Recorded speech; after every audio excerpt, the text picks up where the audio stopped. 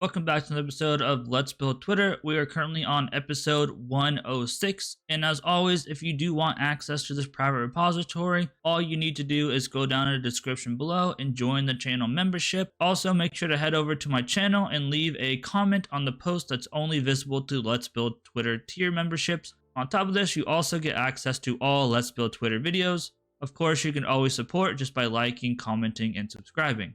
Let's hop into what we work on this episode. In today's episode, we work on some more odds and ends that need to be completed before moving forward with actually posting a post. First, we fix a bug where the user is not being navigated to the feed page from the landing page, even though they are logged in. Then we set up logic to retrieve a previously logged in user based on the JWT token and make sure the Spring Boot application will actually accept that request. And finally, we get rid of the hard-coded username and display name from the left navigation bar and load in that name from state. As always, I'm Ethan, an unknown coder, and let's hop straight into development. Alright, welcome back everyone. So I'm a little bit behind on recording these, so I'm sorry to all the members, all 2 of you who haven't had episodes coming up as quick as I'd like. I've been kind of fighting schedules and stuff like that, so I'm trying my best to try to get everything back around and back to somewhat normal. It's been pretty hard recently. We had family come over, so that kind of, I don't want to say messed up a week, but that kind of took a week away, and we had some other things going on as well. My wife started a new job, I'm looking for a job, stuff like that. Hopefully by the time you guys see this, fingers crossed, I do have a job. I have something, I don't want to say lined up, but something that's kind of on the works, kind of. I don't know, I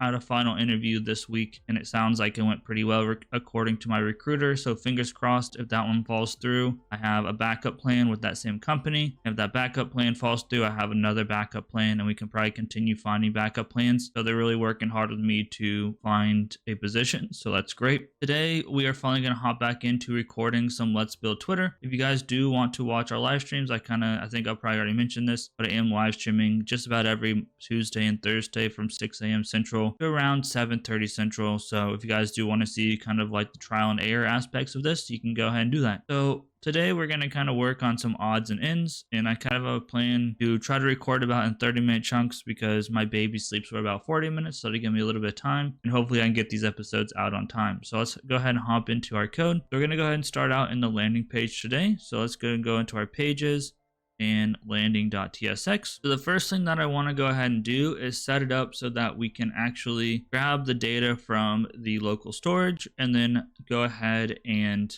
also go ahead and navigate the user to the home page if they are logged in, because currently if we come to our home page and we go to the landing page while we're logged in, it doesn't actually navigate us back. We want to be able to make sure that if anyone tries to go to the landing page while they're logged in, it actually takes them back to where they're supposed to be. So again, back in our code, first thing we're going to go ahead and do is we will go ahead and import our use local storage and use navigate. So we'll import use navigate, and we'll also import our use local storage. All right, and then what we want to go ahead and do is we want to go ahead and set up our navigate and our local storage. We'll say const JWT, and we'll say set JWT, whoops, and we'll say remove JWT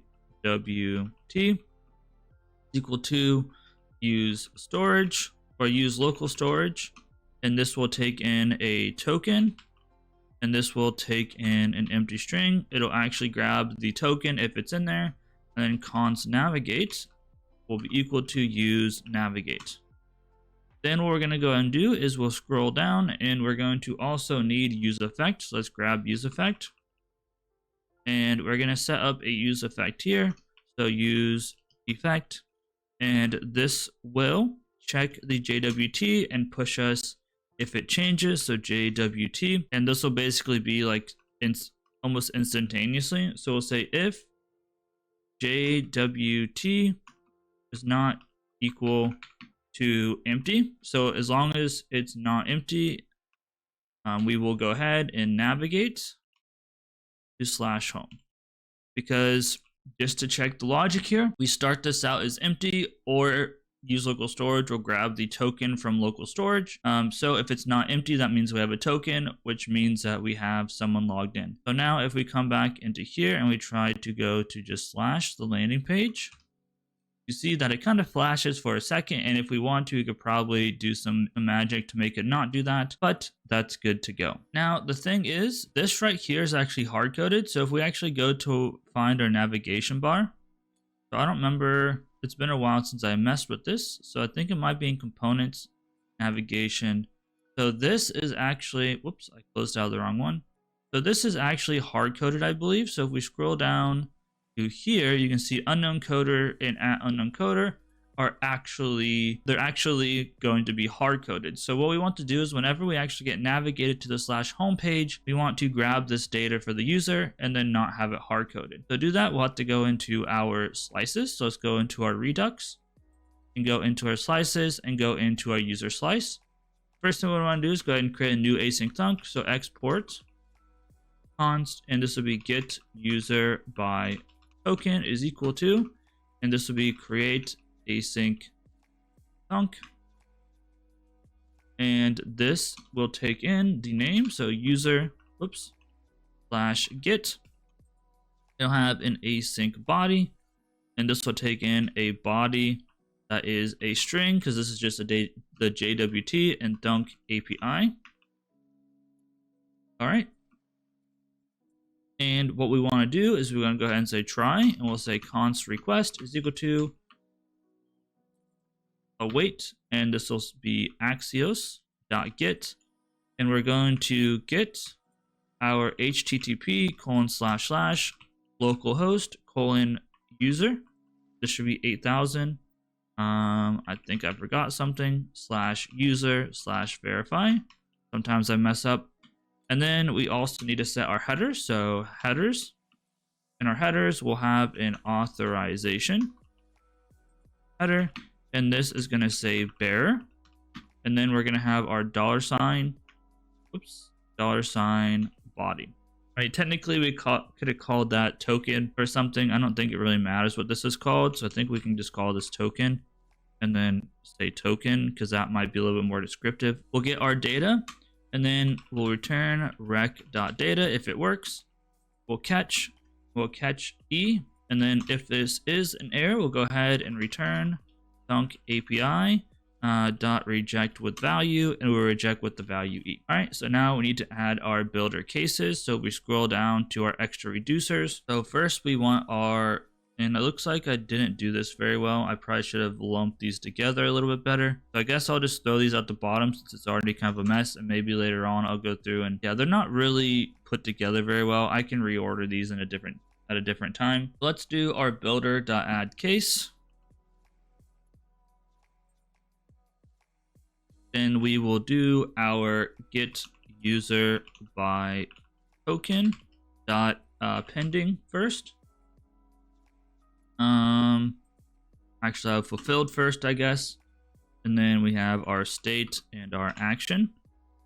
I don't really love how I have this set up, but it is what it is. So our state will equal to .state, and then our logged in will be action.payload.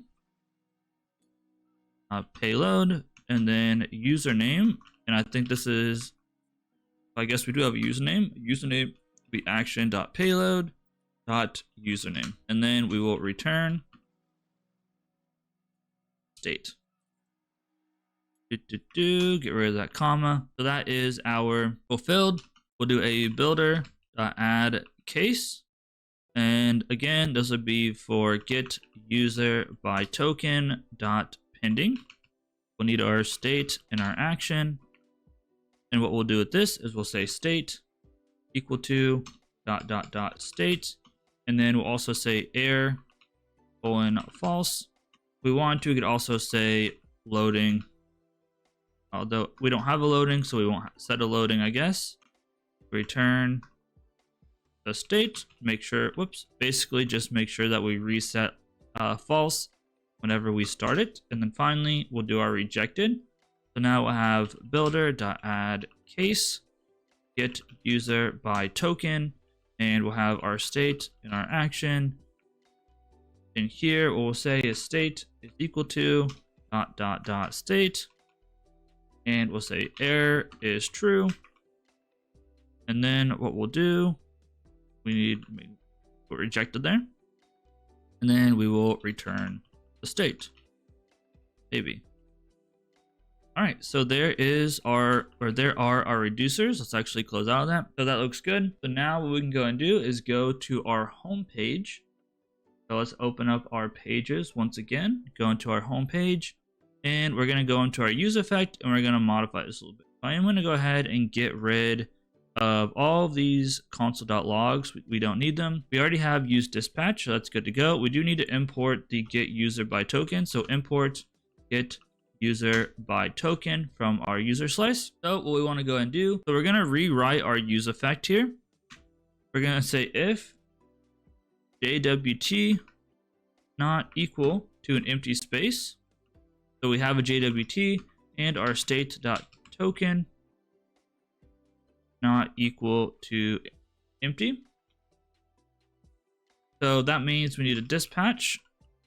When we go into dispatch, get user by token, and we're going to say state.token. Then we're going to have another else if, and I always mess that up. There we go. Then we'll have an else if. So else if our JWT is empty because I just logged in, and our state.token is not empty. So in this case, we'll go ahead and say set JWT to state.token. And in this instance, we should already have the logged in user. Then we'll have another else if. So now we'll say else if JWT is not equal to an empty space and state.token maybe is equal to an empty space. Then we'll go ahead and dispatch, and we will set token to our JWT. Whoops, and I did it again. And then finally, the final else. Otherwise, we will navigate to slash. And then what we want to do is we want to go ahead and say state.token. What's going to happen is if we have a JWT and we have a token, that means that we need to log, or not log the user in, but more or less we need to get the user by their token. If our JWT is empty, but our token's not empty, that means we just logged in, so we just need to set our JWT. Then again, if JWT is not empty and our state.token is empty, that means that we need to set the token. And this will also basically set this off. So like we'll set the token will change, the user effect will run again, and we'll do this. So I mean, maybe there could be something a little bit more efficient there, but it is what it is. And then finally, if nothing else works, we'll navigate to slash. So that should be good to go. Now keep in mind, we haven't actually used this yet because we have to set up cores. Cores is a little bit annoying with Spring Security. So we're gonna have to hop into Java for cores, and we're gonna go into our configuration. So source main Java, and then config, and then security configuration. So I know I need to make this font a little bit bigger, so give me one moment. All right, that should be much more readable and it's not too big. So what we're gonna go and do is above our security filter chain, we're gonna make a new @bean, and we're gonna make a cores configuration source, and we're just gonna call this cores configuration source. And then we need to go ahead and import our cores configuration source. And what we're going to do is we're going to say cores configuration is equal to new cores configuration. Long words. Welcome to Java. Let's go ahead and import cores configuration. And then what we'll go ahead and do is we're going to say configuration dot add allowed origin, and we're just going to allow all. Did I spell configuration wrong? I spelled configuration wrong here. Configuration. There we go. Cool. Configuration dot add allowed header. Again, we're just going to allow all headers. Configuration.add allowed method. Again, we're going to add all methods. And then we're going to go ahead and say URL URL based CORS configuration source is equal to new URL based, sure I spelled something wrong here, configuration. Let's go ahead and see if this imports properly. Okay, it looks like I might have spelled this right. I just spelled something wrong there. Okay, cool. And then we're going to go ahead and say source.register CORS configuration. And we're going to register it to everything, have the configuration. Let me make sure I close out of that. Okay, and then we're going to go ahead and return the source and save. And hopefully this should run as expected. There we go. And then inside of here below, I don't know if it matters where this goes. I'll put it above or below the CRS. We're going to say CORS, and we're going to say CORS with a lambda, and we're going to say CORS dot disable. Then we need to go ahead and say dot CORS, and then we're going to have dot configuration source, and we're going to say CORS configuration source, and then dot, and there we go. So now the reason that we had to do that was because if we actually tried to load that, if we refresh this page, we were going to get a bunch of errors. So let's see if this actually prevented the errors. As you can see, we're getting a bunch of errors. I hope that was from before. Let's refresh, and now they're gone. Like I said, whenever we were trying to make requests before, it was giving us those CORS errors because it wasn't letting us actually connect to our backend. So now let's check Redux to see if it did what we expected. Maybe. I guess Redux isn't going to work. Okay, never mind. The Redux toolkit on the web isn't going to work, so I guess we're just going to chug along. So now what we want to go ahead and do is set up the navigation to load the username from the state. So this component right here. So let's go ahead and come back into our front end. And I think we can close out of home and user slice for now. Let's go into our components, navigation, and pop this up. So basically we want to make it so that these get loaded from the username. So what we need to go ahead and do first is grab use effect and use selector. So use effect. We'll grab use selector. And we also need our root state. Import root state. Then let's go ahead and set this up. So we'll go ahead and import. Actually, we don't need use effect, I don't think. So I'm going to go ahead and get rid of use effect because I believe this is an unused import.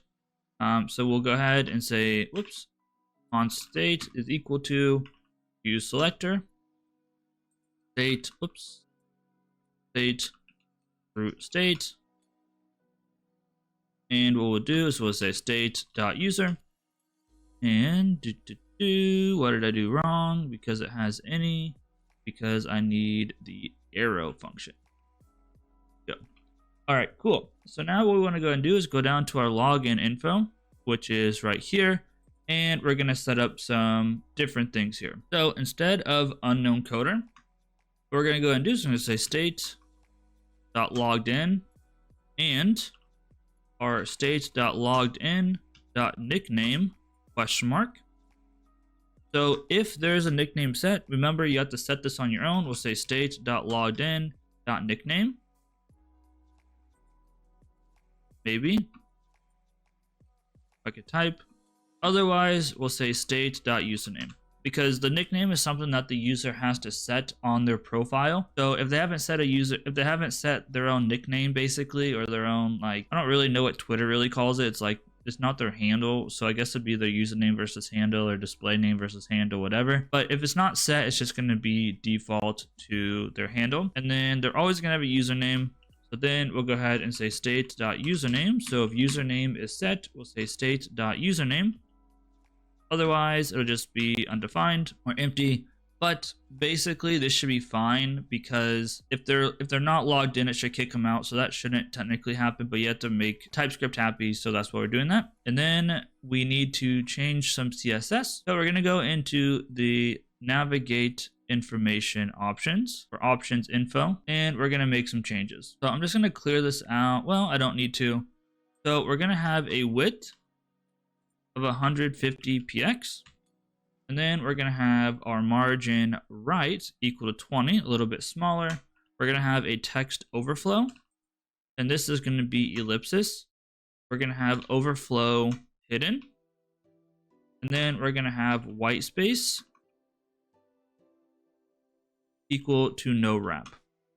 So this is because our username can actually kind of be too long and it'll overflow. So this is going to hide any of the overflow and then add ... to our username if it does overflow. So again, in our display name, and this is slightly different, but I'm sure it's fine. Let me double check something. Display -name. Okay, yeah, just naming. So our width for this would be 140 px. We're not going to take up the whole space. All the font size, font weight, everything is fine. We are going to go ahead and add text overflow equal to ellipsis. We're going to have an overflow equal to hidden. Whoops. And then we're going to have a white space equal to no wrap once again.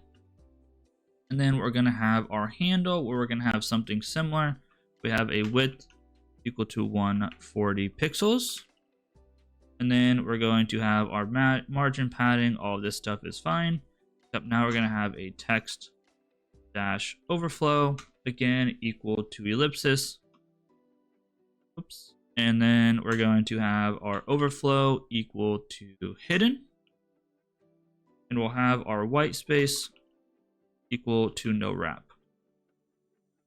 All right. So theoretically, as you can see, it is grabbing it. And it is grabbing our actual username. If we wanted to, we could probably make it so that was uppercase, but it's fine. My username on the test one, if you guys have seen the live streams, is even longer. So it does actually end up breaking whenever it's too long. So that's good to go. And now our miscellaneous stuff is set up. And now we can start working on our post stuff again. Unfortunately, that's going to be it for today. If you guys enjoyed, please stick around for the next episode by hitting that subscribe button. You'll know exactly when it comes out, especially at that bell icon. If you did enjoy the content today, please sure to leave a thumbs up. If you did enjoy it, leave a thumbs down. Either way, it helps out with the algorithm all the same. And finally, if you have any suggestions or feedback for me, make sure you leave a comment down below. With that being said, I appreciate you all for watching. Stay tuned for the next episode. Peace out, guys, and I'll see you in the next one.